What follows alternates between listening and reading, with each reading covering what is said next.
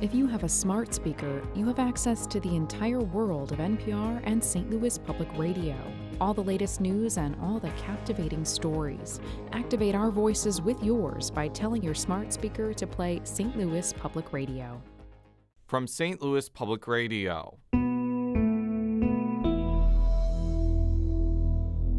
This is Politically Speaking.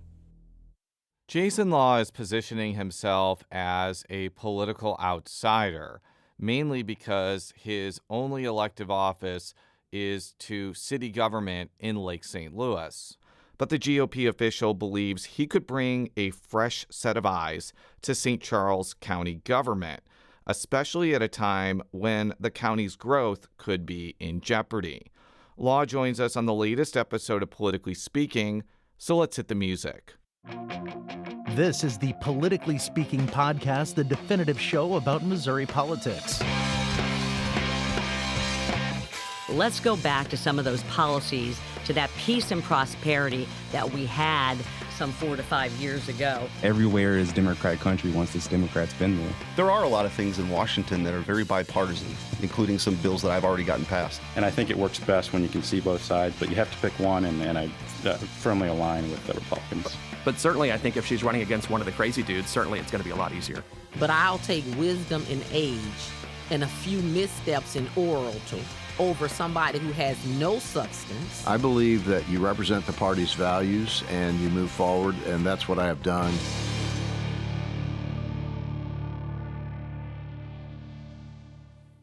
And welcome to Politically Speaking. I'm your host, St. Louis Public Radio's politics correspondent, Jason Rosenbaum. Joining us in studio today, he is one of 3 major candidates seeking the Republican nomination for St. Charles County Executive. Our guest today is Jason Law. Thank you so much for joining us today. You have a great first name. I love your first name as well, sir. You have joined other Jasons on the show, Jason Smith. That's the only one I can think of right now. Oh, Jason Bean. Jason Bean also has a great first name. We never had Jason Holzman on, but we had Jason Crowell on, who is a former state senator. Enough Jason love. I want to talk about, before we get into issues, just have you introduce yourself, what you do besides running for St. Charles County Executive, because you do have a day job, and why you even wanted to get involved in the wacky world of St. Charles County politics at all. You know, my name is Jason Law. I'm a lieutenant colonel with one of the largest police agencies in the region. Directly and indirectly, I make decisions that determine the safety of 1 million people plus. So I've been in law enforcement for 28 years, and I've enjoyed serving the community. And, you know, I went in to serve some in a different capacity near my house in Lake St. Louis. I was an alderman, a part-time alderman, and then I ran for a part-time mayor position in 2021. And during that time, we were able to cut taxes by 46% by paying off debt early, becoming a debt-free city. We were able to cut bureaucracy, which, you know, helped about $500 million in private investment in Lake St. Louis. And then we expanded the police department, and we put more police on the street and cut crime by 45% over 4 years, becoming the 10th safest city in the state of Missouri. And I said to myself, I want to make sure St. Charles County is safe, growing in the right way, and I wanted to serve my community in that capacity and run for St. Charles County Executive. How long have you lived in Lake St. Louis for? Since 2008, so 18 years. Has the population gone from, like, I'm being a little facetious here, like 2 to like 30 or 40,000 in the last 20 years or something like that? I would say it was the last 20 years. I would say it's closer to from 8,000 to about 22,000. Yeah, that's explosive growth. It is. How does that change the sort of character of a city to go from an 8,000 person city to a 22,000 person city in such a short time? And that's where you have to manage the growth of population in terms of how you grow as a city and if you grow responsibly or not responsibly. And that's why in 2021 I put in a moratorium.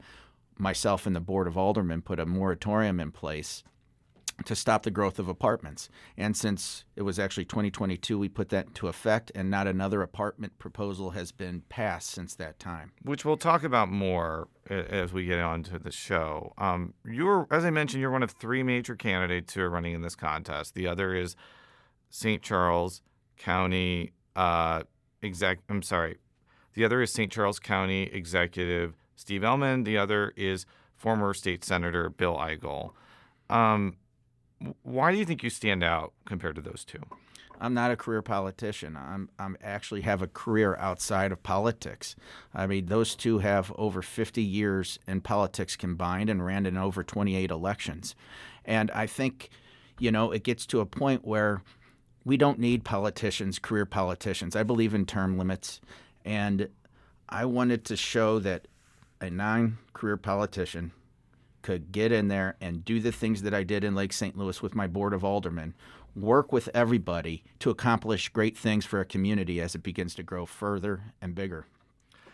I think there is some concern among people who are not fans of Bill Eigel that having two major candidates running against him is going to split the vote and cause Bill Eigel to win. Do you feel that you are strong enough on your own to beat both County Executive Ehlmann and former Senator Eigel? And if so, why? Without a doubt. And it's because St. Charles, if you look at the last municipal elections in April, 82% of incumbents got beat. The people of St. Charles County don't want career politicians. And I'm well-funded. I have a good message. And we believe we're going to win here on August 4th. What is so objectionable about Steve Ehlmann getting another term, besides the fact that he's been there for a long time? You know what? We have a lot going on in St. Charles County, as you were talking about. We're talking about data centers and other growth. And, you need to look outside 5 and 10 years. And I don't think he wants to do this job anymore. I think he wants to run for a couple of years and then hand it off to somebody else of his choosing. He told me, though, he says he plans to serve all 4 years. Do you not believe him? I do not believe him. Okay. So I guess I can ask you that question. You pledge that you will serve all 4 years, correct? I will serve at least 4 years and no more than 12 years. Okay.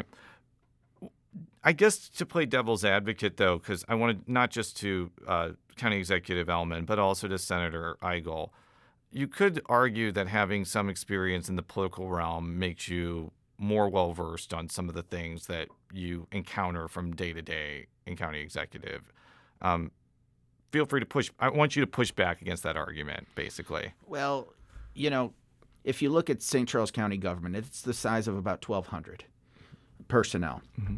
I manage 1,200 personnel today with the largest police department in the region. I'm in executive leadership. Mm-hmm. And I took that leadership and took it to Lake St. Louis. And yes, it's a part-time position and it's not a full-time politician's job, but you learn budgeting, you learn all the different aspects of government that you need to be able to move forward. And we were extremely successful. My board and I were extremely successful on how we managed Lake St. Louis. And it's a thriving community, and we stopped the growth of apartments. And I'm going to bring that same thing to St. Charles County. Let's start with the apartment issue as we get into issues. Why is it important to stop the growth of apartments when interest rates are really high and it's hard for people to buy houses right now? Well, there's a few different reasons. Like in Lake St. Louis, we were getting bombarded by apartments. And, my previous mayor didn't want to, touch that type of thing. And so when I took over as mayor and was elected, we have a school that's in Lake St. Louis. It was starting to explode. The fire resources, the police resources, all those different aspects need to grow with your community. And it's a huge cost to taxpayers and to Lake St. Louis to have resources to provide all the services to those apartments. And we needed it to slow down. Mm-hmm. What can you do as county executive to compel municipalities to stop building apartment complexes? Well, myself and my team, we backed candidates that agreed with us. And if you look in the city of Dardenne Prairie, we backed Mayor Weideman. What did he do in his first month or two? A 12-month moratorium on apartments. We backed candidates in O'Fallon. And you're going to see there's been a few news stories where he's going to put out a legislation for a moratorium on apartments. And I also backed the mayor of the new Lake St.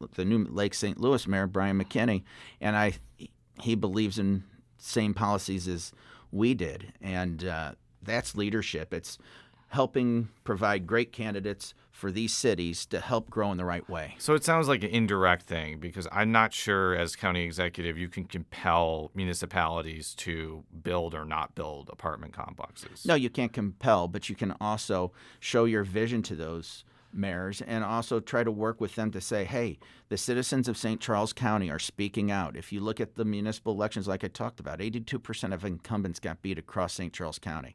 That's telling you right there that they want change. They don't want the fast growth. They want infrastructure in place. If you look in western St. Charles County, it's terrible, the infrastructure. And we need to make sure we're providing infrastructure for the things that we're building. Going back to like the germ of my first question, I do understand why building large apartment complexes next to single-family homes causes a lot of uproar. But I also want to go back to the question of if you are no longer building apartment complexes and it's hard to buy a home, are you basically telling people who are not wealthy enough to buy homes that St. Charles County is just not welcoming to you? No, what I'm saying, if there's affordability issues, we as a government need to be able to take an approach that makes it more affordable. And where can we do that in? That's cutting taxes. And cutting taxes, it makes things more affordable. If you're 21 and want to buy a $400,000 house, that's probably not going to happen. And I understand that. Unless you're a successful YouTuber. Right. There you go. I'm not saying they're not welcome. What I am saying is that St. Charles County is pristine. We're doing great things now, and we need to keep that moving in the right direction. And I just don't think apartments, I'm not saying forever. I'm just saying let these apartments saturate in. Make sure we have the resources to respond to things for those apartments, and we can provide the services that people expect in St. Charles County. If you overbuild it, you're stretching our resources to the point we can't provide the same resources as we did before. I want to ask more generally, because I live in St. Louis County, and I moved to St. Louis County from the city because one of my sons has developmental disabilities, and we take advantage of the special school district. And then another one of my sons was born, and he also uses SSD. And we've just found it to be a really welcoming community for families. There's like lots of free amenities like parks. We're close to the city, which has even more free amenities. And I do know that like St. Charles County has an extensive park system and also has entertainment options. But what would you do as county executive to do sort of the same thing that got people to move to St. Louis County by making it more than just a bunch of houses and a bunch of roads?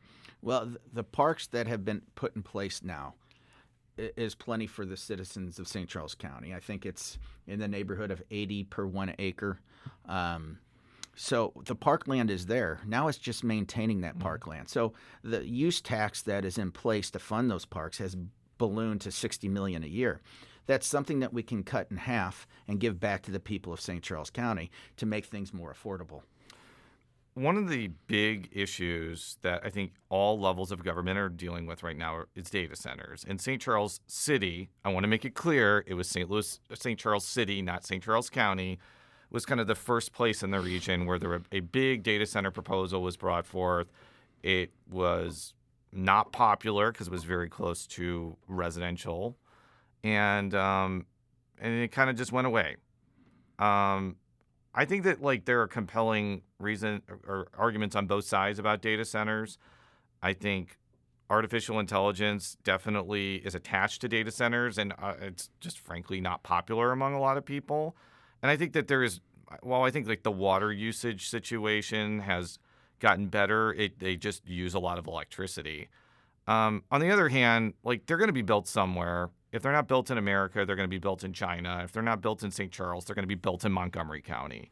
So how do you thread the needle between listening to people who have real concerns over this, but not completely throwing away potentially major economic development for the county? What I think happened in St. Charles City was it was kind of a boondoggle. You know, it was ridiculous. It wasn't transparent. It appeared to be a backroom deal. Nobody knew what was going on. And then when it got out, the people were upset. And, you know, I understand why. Data centers, we need to make sure three things. The environment's good. We're not giving subsidies to billion-dollar companies. and the energy usage doesn't affect normal rates for people. Yeah, I'm a North County guy. Grew up in North St. Louis County, part of the Coldwater Creek. I'm a cancer survivor, had Hodgkin's lymphoma, and I'm not going to put something in the environment that's going to hurt our kids or grandkids. So until we know for sure that they're clean, safe, and we're not giving tax incentives to billion-dollar companies, I won't be for those. And they're going to have to make a pretty good case to make it happen. I think it's a similar question about apartments. There could be situations where, they want to build a data center in unincorporated St. Charles County, and then that would be your purview. But I guess if they want to build it in municipalities, this would be a bully pulpit situation where you say you use your perch as county executive to say this is a good deal or this is not a good deal. Is that fair to say? That's very fair to say. And if you look at the land out there in St. Charles County, if they're going to be built, you're probably outside of St. Charles City, who has the river flat or the floodplains out there.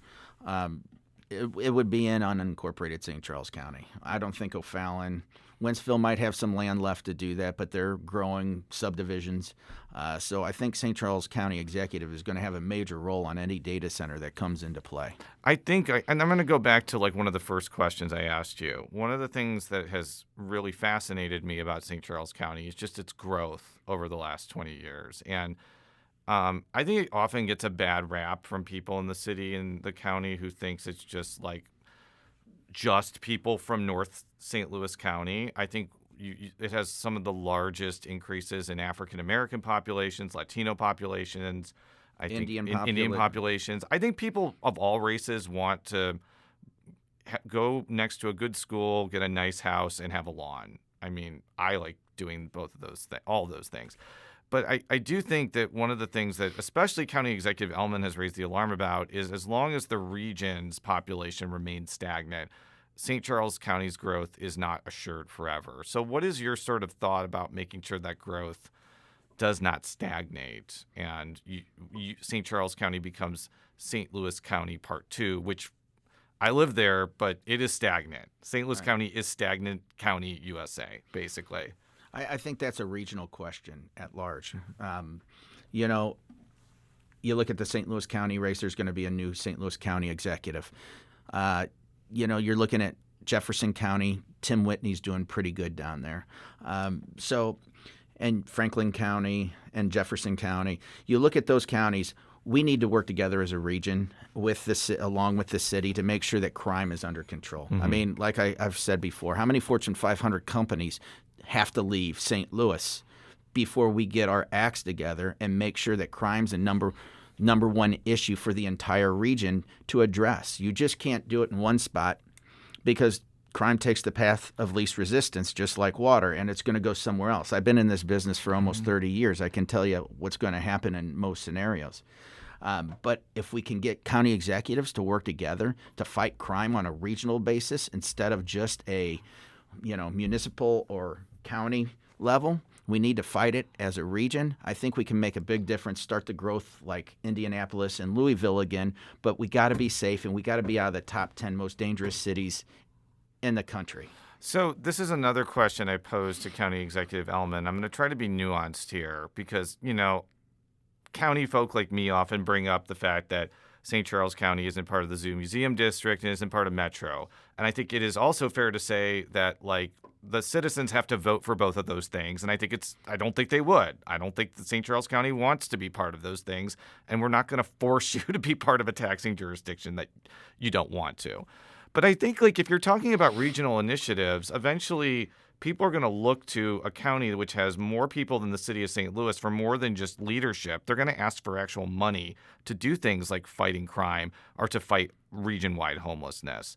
So how exactly do you do that if the citizens are really hesitant about buying into multi-county taxing jurisdictions? I mentioned two of them with Metro and Zoo Museum District, but I think the things you mentioned are going to require money and not just people saying we have to do this. Well, so if you're talking about a regional crime plan, we can do it with the monies already available. Okay.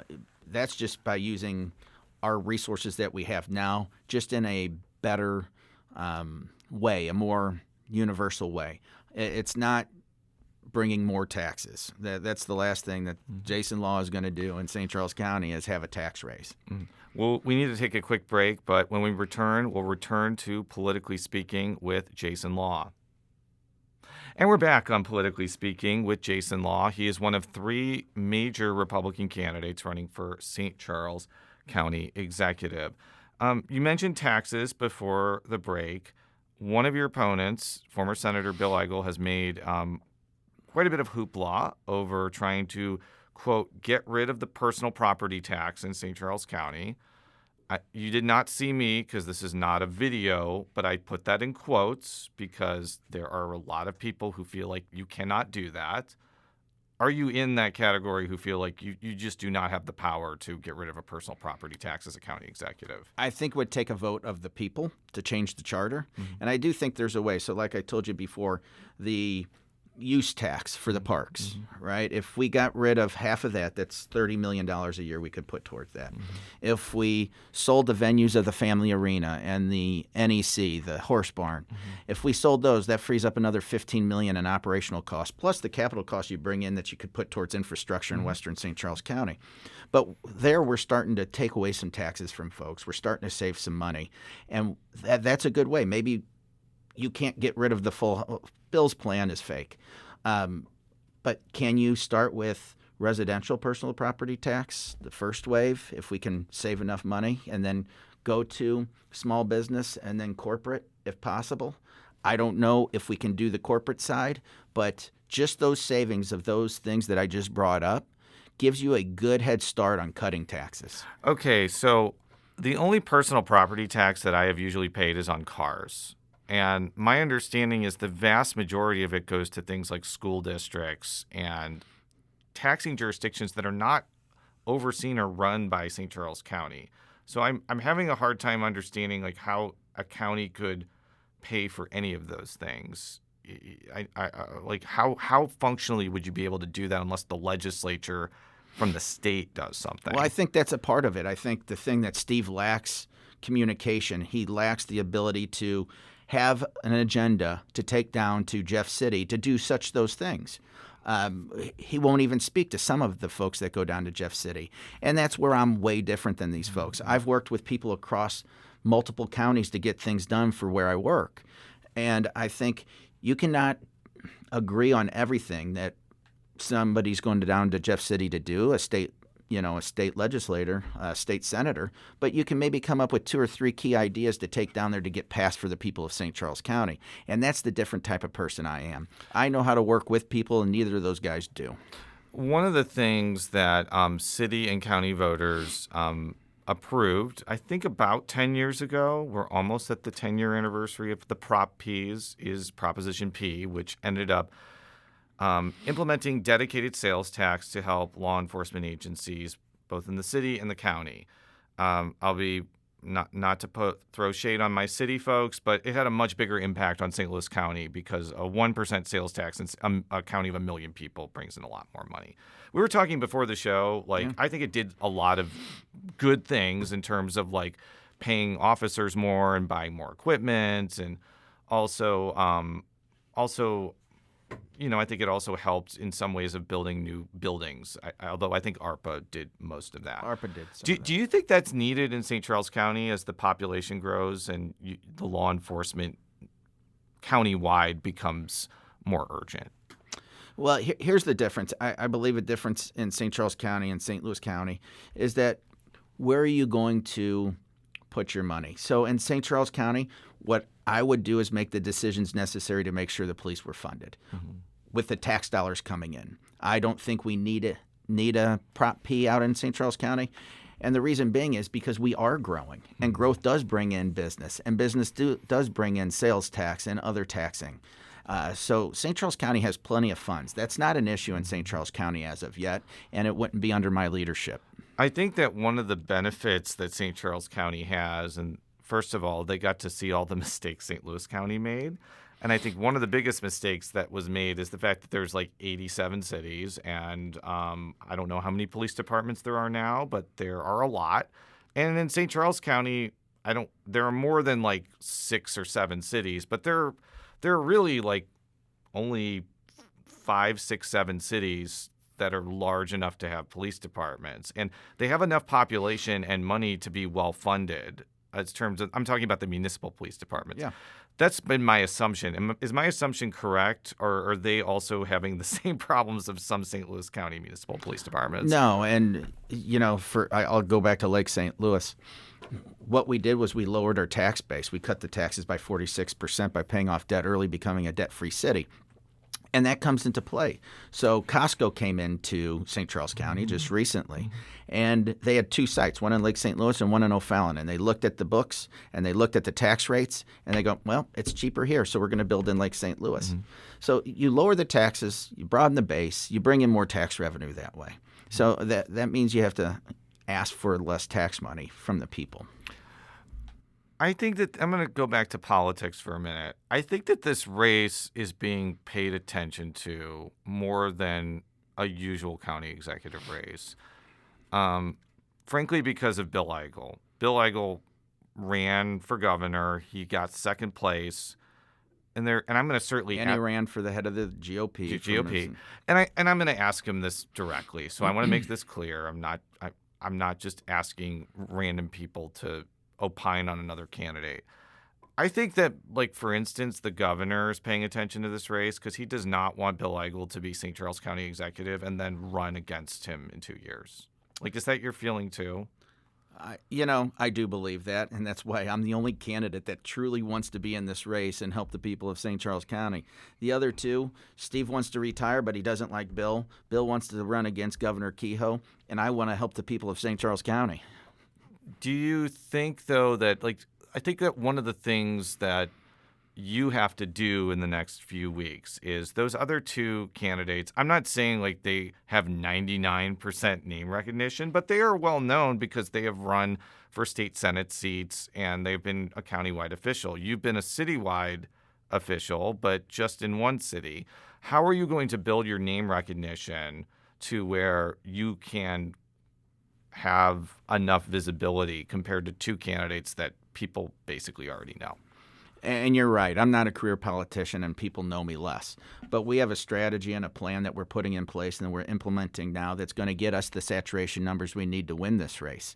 And we're doing things such as we're going to knock 20 to 30,000 doors. We're doing everything that a normal campaign would do. And people aren't truly paying attention, like the residents aren't paying attention to this race. More inside baseball folks are. Yeah.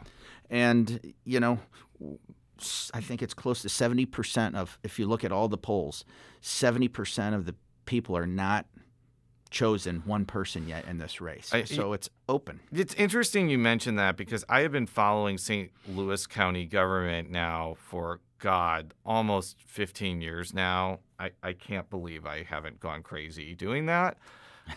Everybody who is in that circle of hell sometimes feels like it is the most visible and important thing in the world. But the truth is, like, you don't really use county government unless you need to. Like, you don't utilize it unless you need a permit, unless you use, like, a county road or the county health department.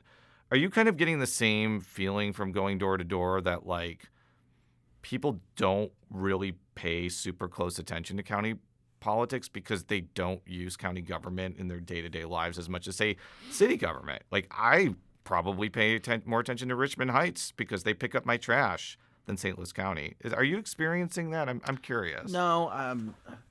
So there's a lot of things. I mean, if you look at infrastructure, for example, the county road board, it's a well-funded, sales tax-funded taxing district. And they go to the municipalities and will give money in a grant system to help do the roads. So the county government is always participating with all the municipalities. Maybe it seems like it's in the background, but it's very upfront in terms of infrastructure. And that's one of the reasons why I'm running as well, is because the infrastructure is so poorly done in western St. Charles County, and the traffic concerns are very big out there, and that's because the roads haven't been kept up with. And we need a county executive that's going to make sure he's managing all of St. Charles County, just not downtown St. Charles. You mentioned the April municipal elections, and you're correct that a lot of incumbents lost their jobs. But the other thing that was very notable is that a property tax freeze failed. And there's going to be a lot of caveats in this question because I do think this question needs to be put into proper context. There have been some people who have argued that that should be put on the ballot again. Now, there have been people that were against it who thinks, okay, they're just being sore losers. Now, St. Louis County is going to vote on the use tax again, even though it failed 2 or 3 years ago. And I do think it is objectively true that having this in an April election is different than having it in a higher turnout election. First of all, do you think that you can have that again?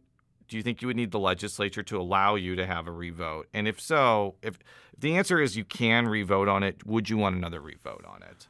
Yes, I would want another revote on that. I mean, when we talked about affordability issues in St. Charles County, and my property tax rose, I think it's 25% in the last 3 years. That's a good chunk of money that's, going out. It's something that Steve put on the ballot, and like the candidates Steve backed all lost.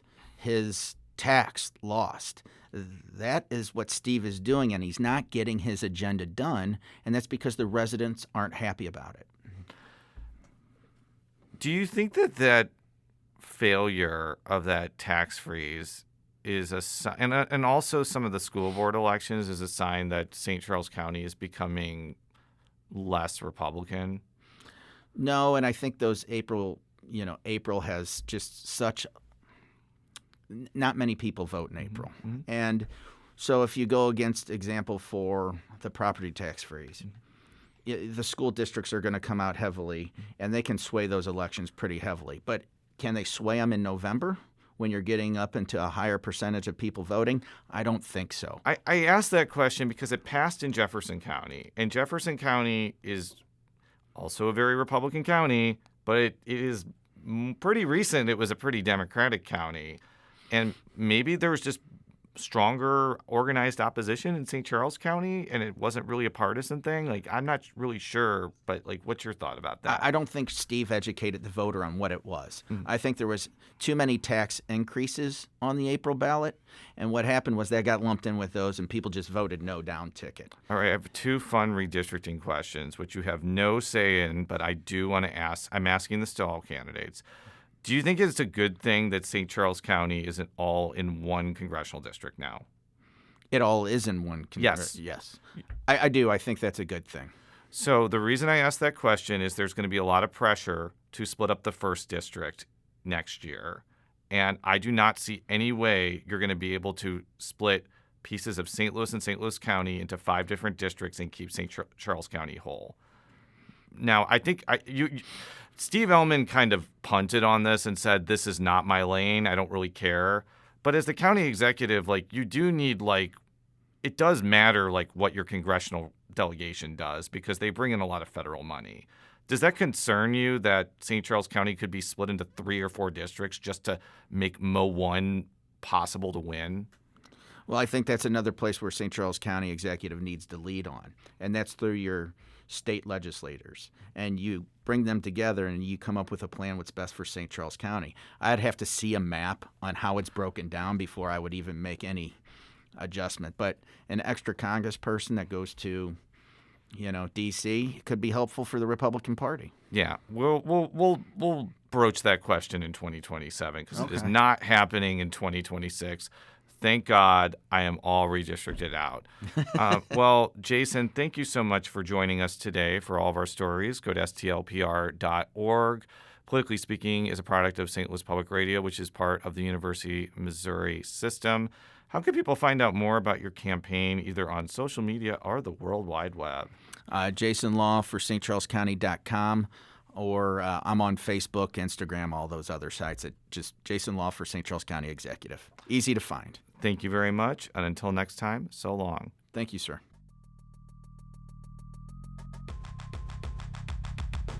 Politically Speaking is produced by Sarah Kellogg, Rachel Lippman, and me, Jason Rosenbaum. The show is edited by Fred Ehrlich. Read all of our coverage at stlpr.org. And if you haven't already, make sure to subscribe to Politically Speaking by searching the term Politically Speaking on Apple Podcasts. From St. Louis Public Radio.